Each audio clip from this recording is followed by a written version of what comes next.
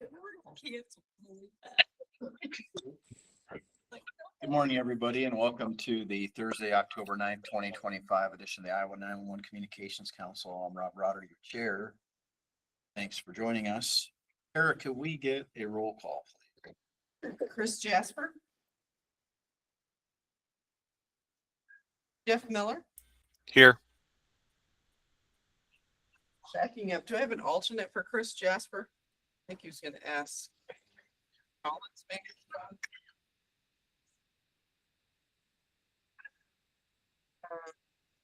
Shane McSheeney. Mike Bryan. Mike Bryant is here. Eric Daw. Or Tom Berger. Lynn Tazioli. Lynn is here. Josh Duden. Duden is here. Rob Denner. Denner's here. Adam Welp. Or Tom Weevil. And one more. Let's see if I can get. I think Chris Jasper did say he was. Chris Collins.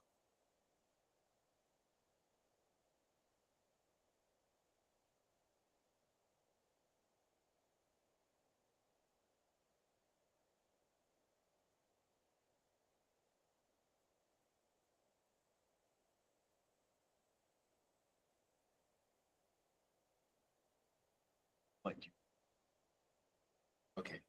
While we're waiting to hear from other members, we'll start with Blake's report.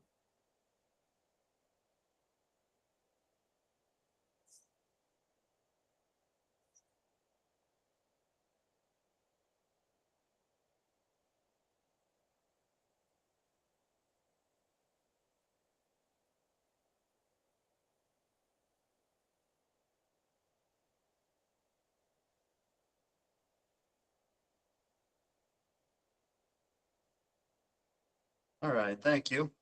Just a few short things from me today. An update on Senate File 659. At this point, we have 20 signed MOUs that allow us to withhold the funding on the front end. And just to give everyone a little bit of a timeline, so we're kind of in the open window right now where we are receiving both invoices as well as remittance from the wireless carriers. That all ends the week of October 20th. At that point, we'll kind of see how things shake out as far as if we do have a shortfall or not. So we'll obviously communicate that out if we are short, and we'll kind of proceed with what we've talked about over the past number of months on how we would do the invoicing or withholding. So that's all about 20 or so days away, and 10 or so days away. And we'll let everyone know how that comes out here shortly. We did have 2 weeks ago a technical call on what's needed for PSAPs and call handling equipment vendors on the data center moves. Working on getting that posted and sent out. We did send out the slides, but we did record one of those sessions. So if you weren't able to attend that, you'll be able to watch it on the recording. A reminder that annual form collection is underway. So if you haven't gotten those turned in, please do so. Next week at Iowa NENA, I have a session on Tuesday morning, and we're going to spend that time talking through the FCC's NG911 transition order from last year and kind of really put an Iowa flavor to that, talking through kind of what we're doing to be able to say we're phase 1 and phase 2 compliant and what that actually looks like for Iowa. So pretty excited for that. It's a little bit more kind of a geeky, nerdy than I normally like to present on. So that'll be. And then I've talked about this a couple council meetings now, but we are in the midst of rewriting all of our department rules. We're most of the way done as a department, but one that's still hanging out there is Chapter 10. So that is it's really a 3-step process, and there's public comments and public hearings along the way at all 3 phases. So October 29th, the new proposed Chapter 10 will be in the administrative bulletin. And about 20 days after that, there's 20 days after that, there's public comment period, as well as a public hearing. And that's just phase 1 or step 1 of the rulemaking process. So you'll want to make sure to take a look at those proposed changes to the rules. If there's any feedback, happy to take that, look into it and consider it. And of course, if there are any rules, there's plenty of time to incorporate that into the process. So just for everyone's awareness, that will be public here on October 29th. Update on GIS grants. Everyone met the benchmarks for the entire first quarter. Those checks you probably should have already, if not first thing next week. I know they went out of our office already, so they're either in transit or you have them.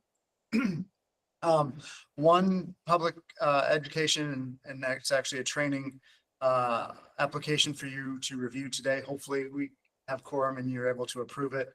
Woodbury County has applied for the NENA CTO course. So that will be up for discussion here later in the agenda. One additional thing, and the QR code is on the screen for anyone interested still. We do still have the children's activities books for public education for 911. That being said, it's kind of been a little bit slow with people that are newly interested in receiving those. If there's any counties that have already received a batch and want more, feel free to fill out the forms. What's more at this point, we're going to open that back up to people who have already received. That concludes my piece. Are there any questions for me before I turn it over to Lynn with Zetron?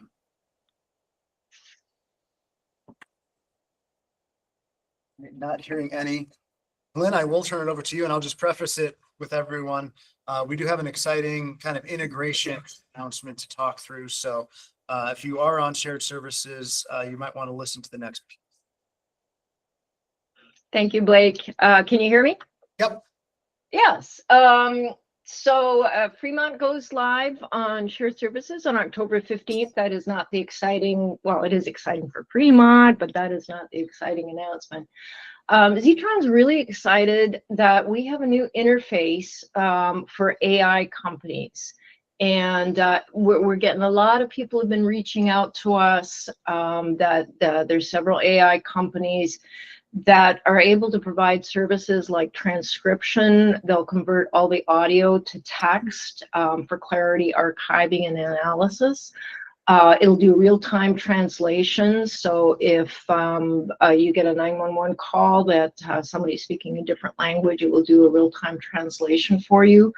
They'll do summaries. They'll highlight critical call information.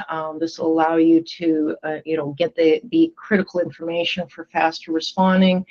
And they also do things like analyzing call records to give supervisors feedback for improvement. These are just a few of the things that we're aware of. Zetron is not an AI expert, but we do have this interface that is available to shared services PSAPs. It is a PSAP paid for interface. But if you're interested, please reach out to me at lynn.warren@zetron.com. We'll get you more information about how the interface works. And we'd like to know which AI companies you're working with. We'll need to work with them to get non-disclosures and things like that. But it is very exciting. I know I'm hearing about AI every day in the news. I've been hearing a lot about how it's really becoming an important part of 911 and emergency responses. And I've heard from a lot of the PSAPs just how critical it is for them to get this interface. Any questions on that? I'd like to just, one more on program updates. I should have put a comment on here about the excuse me, the data center move. If you're part of shared services, no need to reach out to Zetron or Raycom about the data center moves. We're working directly with Comtech and with Blake. We'll be looking after everything, just letting you know the status of as the testing and the steps move along. It's not expected to be service impacting for shared services PSAPs. So feel free to attend all the meetings that Comtech is scheduling, so you're fully up to date. But when they say reach out to your call handling equipment provider, no need to reach out to us. We're already heavily involved. Statewide map is showing there. There's Fremont in yellow. Once they go live, we'll be at 84 PSAPs. Next slide. Quick update on the online training portal. Just a reminder, this is available to all PSAPs. It's not just shared services. And we've got over 10,000 courses have been enrolled in, and over 6,000 courses have been completed. We do sign up PSAPs for the training portal when they join shared services, so they'll have access to the max call taking training, but anybody can reach out to Christy at Motivations and sign up and get access to the courses. Next slide, please. And just a reminder, if you want to get periodic newsletters, just email me at lynn.warren@ctron.com. And I think that's it for me, unless there's any questions. Yeah, Lynn, I did see a question in the chat. It was, are any of these companies going to be offered as part of shared services, or is this just making it possible to utilize an AI service? Right now, it's just to make it possible to use the AI services.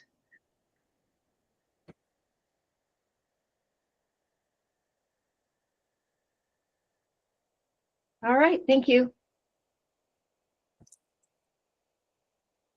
And if there's no other questions for me, I'll turn it back over to you, Mr. Chair, and see if there's quorum. So Amanda Pyle is on the call and she's on the NETA board and she said she will step in for Chris Jasper. That would give us more. Okay, very good. All right. So since we have a forum, go back to, can I get a motion to approve the agenda? So All right, do I have a second? Lynn seconds. All right, all those in favor, signal by saying aye. Aye. Aye. Again, same sign. Okay, and likewise, can I get a motion to approve the September 11th, 2025 minutes? Dennert. Thank you. Do I have a second? Student will second. All those in favor, signal by saying aye. Aye. Aye. And same sign. And motion carries. Okay, moving on to training fund requests. We have the Woodbury County request. Is there anyone from Woodbury County that would like to speak on this?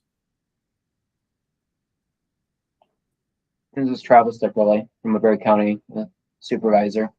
We've never used any of the state funding, so we're going to use this opportunity to buy the NENA CTO program outright for $11,000, and then we would contribute our $1,100 for that.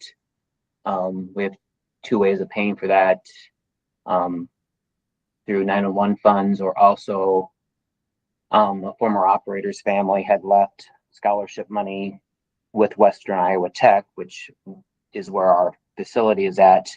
We've seeked out to them to use $1,100 of that money from his scholarship to make up the difference. We'll open it up to the state, but also I feel after we meet our quota of Iowa agencies, we can open it up to Sioux Falls, Lancaster County, Lincoln, Omaha, just because of our proximity to other larger agencies, so they can take advantage and use this resource. Okay, does anybody have any questions?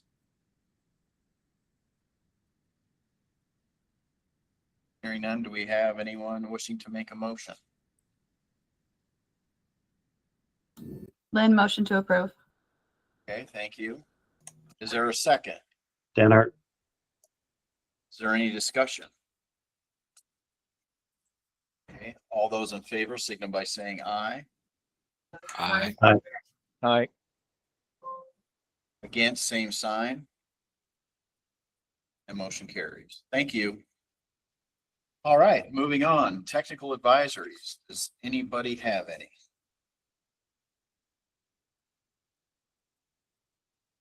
Okay, not hearing any.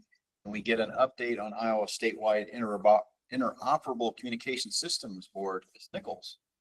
Sure, thank you, Chair. I have a very short report. I will add in the system administrator numbers. I don't usually report those, but maybe somebody wants to know. IDs on the system right now stand at 46,950. There are 3,639 talk groups. And last month there were 3,151,592 pushed talks. Last month, we had the communications unit leader in Council Bluffs. Thank you very much to Council Bluffs for hosting us. There were 16 students that attended and passed that course. And then also 3 communications unit leader instructors were created out of that course. One of them will be an Iowa instructor, Chad Roberts. So that's wonderful. I just want to remind everyone that today we have the Region 15, 700 and 800 regional planning committees meeting this afternoon at 1 o'clock. Maybe Mr. Dennert was going to mention that later, but that's on my calendar as well. And I think that is all I have for this group, unless there's any questions for me. Thank you. Okay, thank you. All right, ordinarily, we'd be hearing from U.S. Department of Homeland Security, Cybersecurity and Infrastructure Security Agency, Chris Myers, but he is unavailable today. Chris is pretty good about putting out emails related to the things he brings us, so look for those. And if for some reason you don't get those emails, let us know. But I'm sure we'll hear from him. I do have one thing to mention. He is on furlough, but if anyone has any sort of cyber event, he can respond. Please let me know. We can get in touch with him. Okay, thank you. All right, do we have any legislative issues? Do we have any information sharing from council members?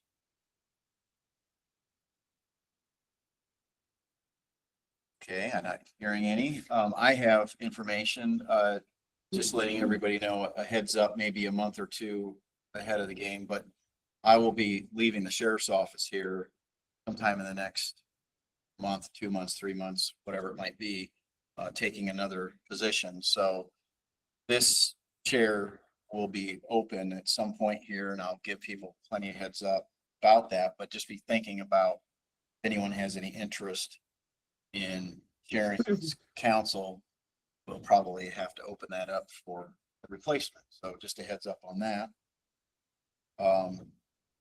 Not hearing any other information from council members. I have no new business or travel requests. Do we have any business from the floor? Anyone in the room? Okay, hearing none, do we have any business from our virtual participants? Okay, not hearing any. I would entertain a motion to adjourn then.